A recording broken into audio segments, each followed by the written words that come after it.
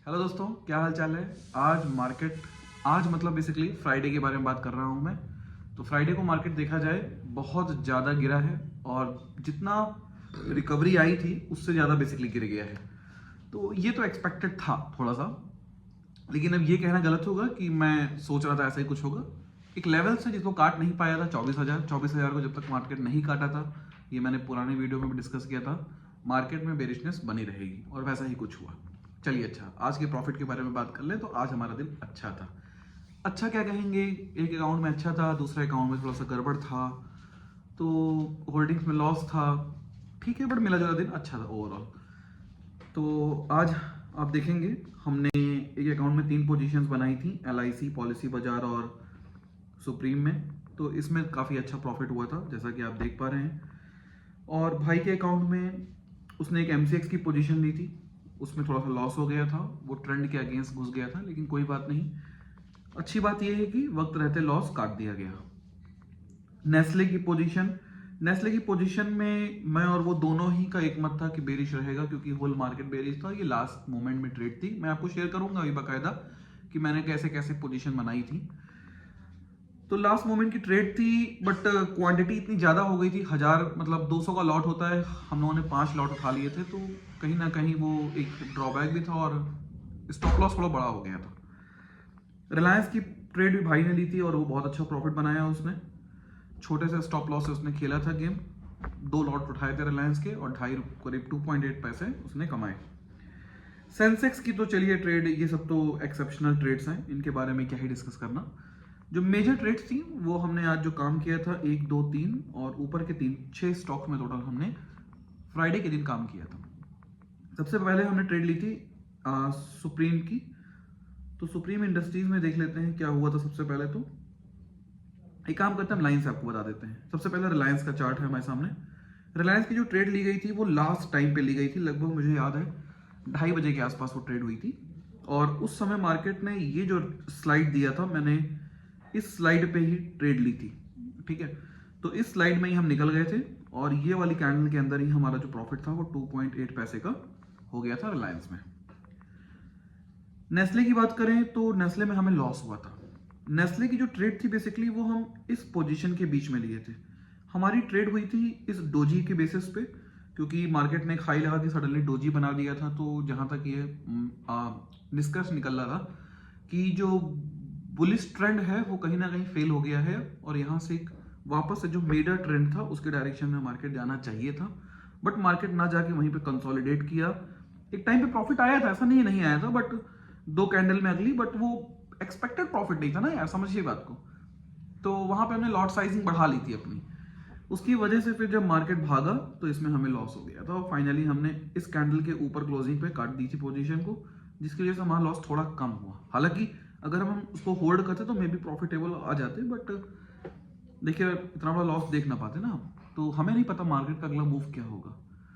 तो अपनी हैसियत में अपने आप को हमेशा मार्केट से छोटा समझ के ही काम करना चाहिए। ज़्यादा ओवर कॉन्फिडेंट और हमने डिसीजन ले लिया है वो सही है, ये सब चुतियापे में नहीं पड़ना चाहिए। ठीक है ना, मार्केट आपकी लगा देगा बंदा। खैर, MCX की बात करें तो MCX से मेरा व्यू बेरिश था, बट भाई का व्यू बुलिश था, तो जिसकी वजह से उसने ट्रेड बनाई थी। उसका टाइमिंग्स मेरे को ठीक से याद नहीं है, बट मे बी उसने मॉर्निंग में ही बनाई थी ट्रेड, तो वो पहली या दूसरी कैंडल में ही बाहर हो गया था मार्केट से। पहली कैंडल में तो नहीं ट्रेड थी, पहले कैंडल के बाद की ट्रेड थी, आई थिंक इस कैंडल में ट्रेड थी और ये कैंडल फेल हो गई थी, इसकी वजह से मार्केट फिर नीचे चला गया था और स्टॉप लॉस हिट हो गया था। सुप्रीम में मेरी पोजीशन मार्केट के फर्स्ट 2 कैंडल के बाद ही बन गई थी, 9:27 के आसपास बनी थी मेरी ये ट्रेड 2-3 कैंडल के बाद। और फाइनली जो मेरा स्टॉप लॉस था वो ग्रीन कैंडल के अप का था।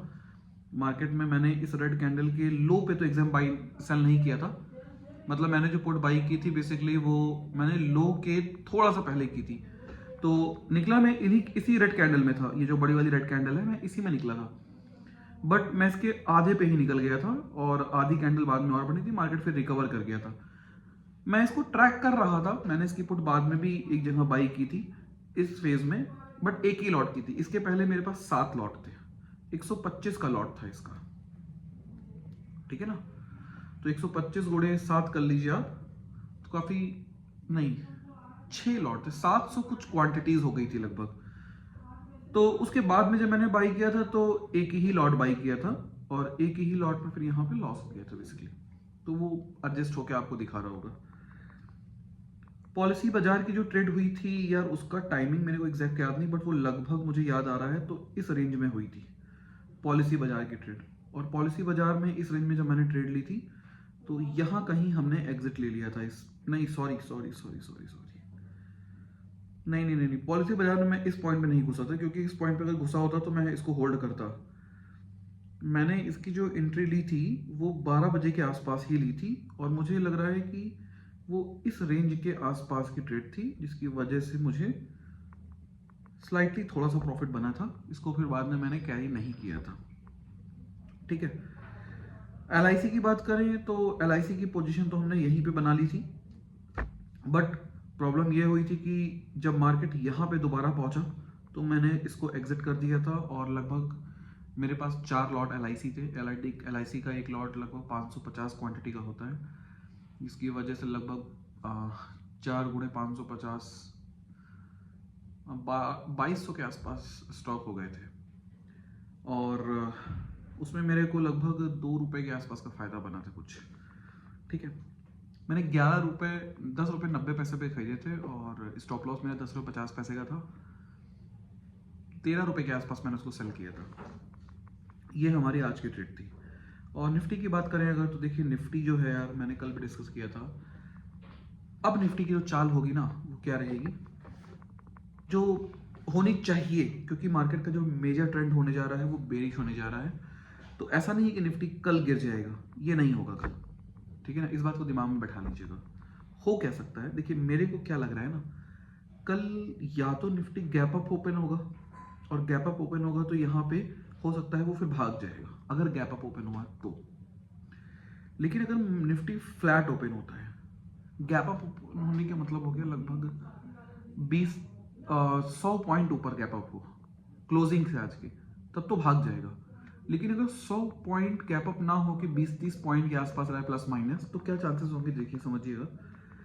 ये एक ट्रेंड की स्टार्ट है, ये ट्रेंड का एंड नहीं है, ये ट्रेंड का स्टार्टिंग है। अगर ऐसा कुछ होता है तो मार्केट में कल जो कैंडल बनेगी वो कुछ मिली जुली कैंडल बनेगी, इस रेंज की कैंडल बन सकती है।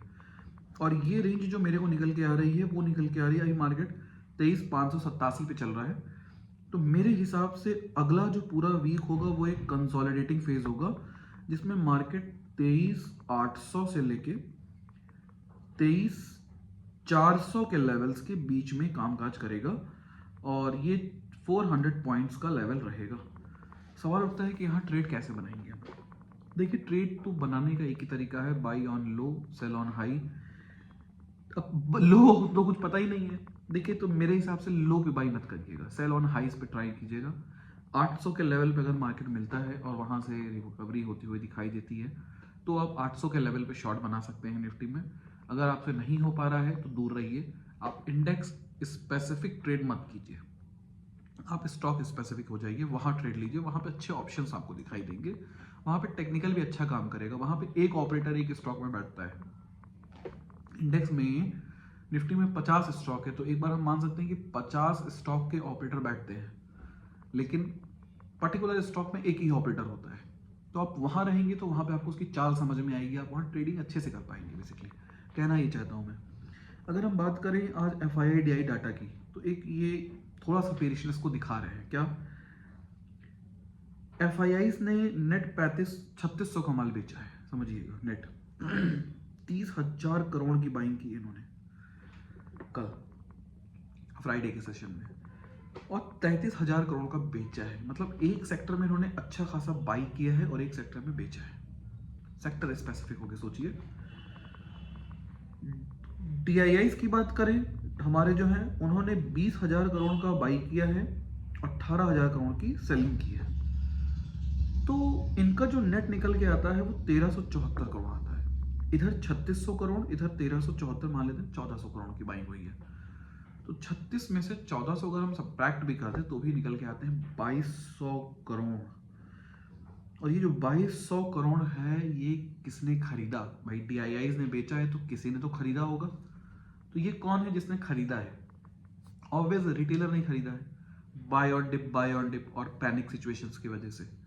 ये एसआईपी का पैसा, वरना क्या करना चाहिए? देखिए, रिटेलर ने इतना पैसा बाई किया है तो कहीं ना कहीं मार्केट भाग नहीं सकती है। अगर रिटेलर ने सेल किया होता नेट टू नेट बेसिस पे तो मान सकते थे कि एक ऑप्शन होता कि मार्केट भागेगी, बट रिटेलर अभी भी कहीं ना कहीं मार्केट में डिप पे बाई कर रहा है और उसको ऐसा मौका दिख रहा है, अपॉर्चुनिटी की तरह देख रहा है उसको। जो मेजर सेक्टर के रिटेलर, हम रिटेलर 500-1000 रुपए वालों की नहीं बात कर रहे हैं, हम बात कर रहे हैं एटलीस्ट 10 लाख से 50 लाख की कैपिटल लेके जो बैठ के ट्रेड कर रहे हैं, वो रिटेलर्स है बेसिकली। ये तो चुटपुटिया हो जाएंगे। तो कहने का सीधा सा मतलब है कि अभी भी रिटेलर नेट लॉन्ग पर ही बैठा हुआ है और रिटेलर शॉर्ट में पैसा नहीं बना पाता, रिटेलर को लॉन्ग में ही पैसा बनाना आता है सिर्फ। तो एफआईआई यहाँ से जो सेल करके निकल रहा है, हमें नहीं पता निकल के जाएगा, कहाँ जाएगा, क्या करेगा, लेकिन हम अभी जानते हैं कि अगले समय में मार्केट में अगर रिटेलर बाई कर रहा है तो मार्केट भाग तो नहीं सकती है। अब मार्केट भागेगी नहीं तो क्या मार्केट गिर जाएगी? ये थॉट गलत है। इस थॉट में मत बैठिएगा कि मार्केट भाग नहीं रही तो मार्केट गिर जाएगी, क्योंकि आपको भी पता है ऑप्शंस की, इंडेक्स ऑप्शन की अगर हम बात करें तो ऑप्शन के प्रीमियम डीके से भी प्रॉफिट हो रहा है, मतलब मार्केट को होल्ड रखने पे भी प्रॉफिट हो रहा है। और अगला जो वीक है उसमें छुट्टी है हमारी, कब? 25 दिसंबर की, क्रिसमस डे, जिसकी वजह से जो वीक 5 दिन का होना चाहिए था वो 4 दिन का होगा। पहली बात, एक्सपायरी से पहले पड़ रहा है तो इसका मतलब हो गया कि जो एक्सपायरी होती है उससे पहले मंडे ट्यूसडे मार्केट ओपन रहेगा और फिर द एक्सपायरी आ जाएगी, तो मार्केट सिर्फ 2 दिन कामकाज करेगा। तो इन 2 दिनों में मार्केट में आपको ऐसा कोई भूचाल नहीं आने वाला है जिसकी वजह से आप सोचें कि बहुत पैसा बन जाएगा। यहाँ पे कोई एक सेक्टर ही एक्टिव होगा, हो सकता है डीआईआईज हो या तो रिटेलर्स हो। अब देखो, अगर मार्केट में डीआईआई एक्टिव होता है तो स्पाइक्स दिखाई देंगी, मतलब बड़े वॉल्यूम में बाइंग होगी। लेकिन अगर डीआईआई एक्टिव नहीं हुआ तो छोटे छोटे वॉल्यूम्स में बाइंग होगी और ये बाइंग धीरे धीरे मार्केट को ऊपर लेके जाएगी। और ये एक वजह है जो मार्केट को काफी ज्यादा ऊपर ले जा सकती है। ये एक पॉसिबिलिटी है अगले वीक में। अगर मार्केट गैप अप होता है और लॉन्ग बाइंग सेलिंग नहीं बनाते हैं अपनी पोजीशन पे, मतलब लॉन्ग के साइड में बैठते हैं, तो मार्केट को वो ऊपर खींच सकते हैं, एक पॉसिबिलिटी है। लेकिन उस केस में वॉल्यूम बहुत कम आएगा मार्केट में, क्योंकि एक ही पक्ष काम कर रहा है, कोई फाइट नहीं हो रही है बेसिकली। तो विदेशी बाजारों में छुट्टियों का समय चलेगा अगला वीक पूरा, तो इसलिए बहुत ज़्यादा एक्टिव नहीं दिखाई देंगे वो। ठीक है, तो सवाल यहीं पे आ रहा है कि 23,800 का लेवल, अगर 23,800 का लेवल कटता है तो आप इस बात को दिमाग में रख के चलिए कि मार्केट अगले 2 या 4 दिनों में एक्सपायरी से पहले, मतलब मंडे और ट्यूसडे की बात कर रहा हूँ, वापस से पूरा खड़ा हो जाए और हो सकता है ये गैप भी फिल हो जाए। मतलब सिर्फ रिटेलर एक्टिव होंगे तो भाई मैं कह रहा हूँ ना, देखिए अगर सेलर है, मान लेते हैं कि कोई बंदा बैठ के सेल करके निकाल रहा है, तो वो लो पे क्यों निकालेगा, बेचेगा अपना माल? वो सोचेगा थोड़ा सा वेट कर ले, अभी प्राइस जब ऊपर जाएगा तब बेच देंगे। तो वो वेट करेगा, वो प्राइस को आने देगा, फिर वो बेचना शुरू करेगा, फिर शॉर्ट बनाएगा। It's a long process. तो इसलिए मंडे ट्यूसडे को एक प्रॉब्लम है कि मार्केट थोड़ा सा बुलिश हो सकता है, और जो गिफ्ट निफ्टी के क्यूज दिखाएंगे उसके बेसिस पे हम मंडे को डिसाइड करेंगे। तो इसलिए कृपया करके अपनी पोजीशंस को हो सके तो थोड़ा सा रुक के मार्केट को सेटल होने के दीजिए। सेटल होने का मतलब ये नहीं कि 2 घंटे बाद, सिर्फ 3 कैंडल बनने दीजिए। शुरू की 3 कैंडल में ट्रेड मत किया कीजिए, चौथी कैंडल से आप एंट्री करिए और स्टॉप लॉस लेके ट्रेड करिए। रिस्क नहीं लोगे तो कमा नहीं पाओगे। एक और बात, हम लाइव रहते हैं मार्केट में 9 बजे से या 9:15 तक हम आ जाते हैं लाइव, तो आप चाहें तो उसमें कंटिन्यू हमसे जुड़ के हमारी ट्रेड्स को देख सकते हैं, और आपको कोई डाउट होगा तो आप उसमें लाइव पूछ भी सकते हैं। नंबर 2 बात, अगर आप हमारे टेलीग्राम पे जुड़ना चाहते हैं तो लिंक डिस्क्रिप्शन में अबाउट सेक्शन में मिल जाएगी, आपको वहाँ जाके देख लीजिएगा आप। कोई भी डाउट हो प्लीज़ कमेंट कीजिए, और हाँ, अगर आप वीडियो को देख रहे हो और आपको वीडियो पसंद आ रहा है तो लाइक करिए वीडियो, ताकि मैं भी थोड़ा मोटिवेटेड रहूँ वीडियो बनाने के लिए। चलिए इसी के साथ सेवा समाप्त करेंगे। जय श्री राम।